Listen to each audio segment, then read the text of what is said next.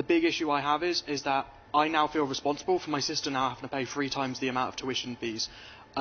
First question really boils down to why should we feel like we can trust you? Obviously we understand it was part of a coalition and that combinations had to be made, but we've seen now that actually, as we all knew originally, it's not going to work out, the heightened tuition fees. It's not going to get repaid. What's your stance? Are you sorry for the fact that you weren't able to reduce it to zero the tuition fees? Sure. Well,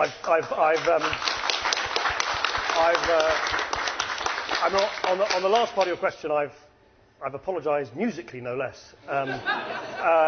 No, can I just first, actually, a very important point, your sister. Yes. You say your sister's at school. It's really important to know. Just forget, politics and all that, and I'll come to that in a minute. Of course I will.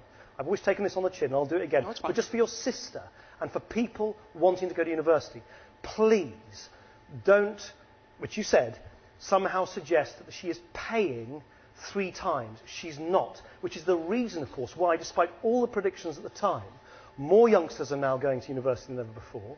More youngsters from disadvantaged backgrounds are going to university than ever before. More youngsters from black, minority, ethnic backgrounds are going to university than ever before. Why?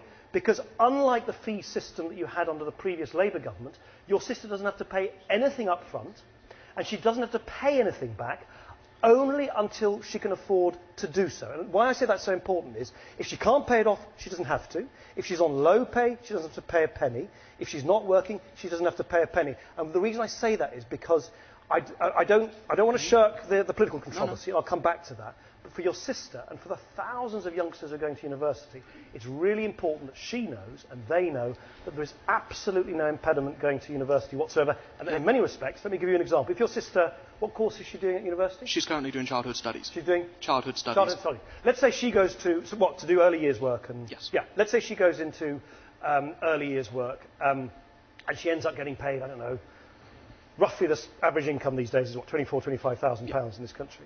Under the old fee system, she would have had to pay 67 quid a month, right, under the Labour fee system for that. She will now have to pay a third of that, £22 a month. She might have to pay longer, but she will have to pay much less every week and every month. I only give you those facts because of the fury and the anger and so on. Sometimes I think the facts have been a little bit lost. Now, on to your question. What I of course hope politically, I've never shirked the fact that I'm not Prime Minister. We have 9% of MPs, Liberal Democrat MPs in Parliament. I didn't win the election, therefore, of course, we can't implement, alas, the full Liberal Democrat manifesto in full. I will, of course, be saying to you and to everybody else, I hope that as well as judging me and my party on the one thing we haven't been able to do, you also give us credit for the hundreds of things that we have done. Lower taxes, more apprenticeships, fairer pensions, better education for youngsters by giving them free healthy meals at lunchtime, the pupil premium, transformative experience in schools for kids from the most disadvantaged backgrounds.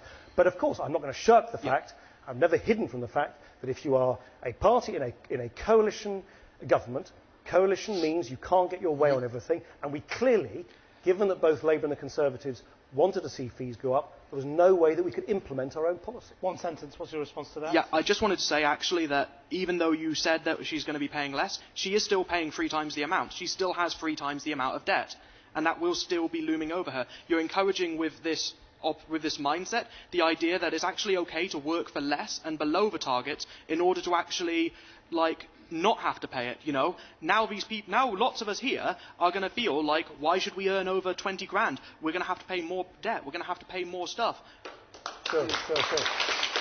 No, look, I'll be completely open, of course. Got to be open about So why? Why is it okay that I should have to feel like it's better for me financially not to earn more? It's better for me financially to take a lower paying job, do less hours, focus more on myself than to actually go and be a contributing member. So, I'm a computer science graduate. I could go and do that as a degree option, but you know what? I'm going to have to pay more money doing that. Why shouldn't I just go down and take another job? The simple reason, which is the reason, of course, why fees were introduced in 2003, was that the evidence is overwhelming. It still remains the fact that if you have a university degree, your earning power, what you can earn during your working life, is considerably higher. So, in effect, the decision that was taken well before my party came into government by the previous Labour administration was that the costs of a higher education are shared by the taxpayers generally, many of whom, of course, have never been lucky enough to go to university, but partly by the increased earnings that graduates earn because they've been to university.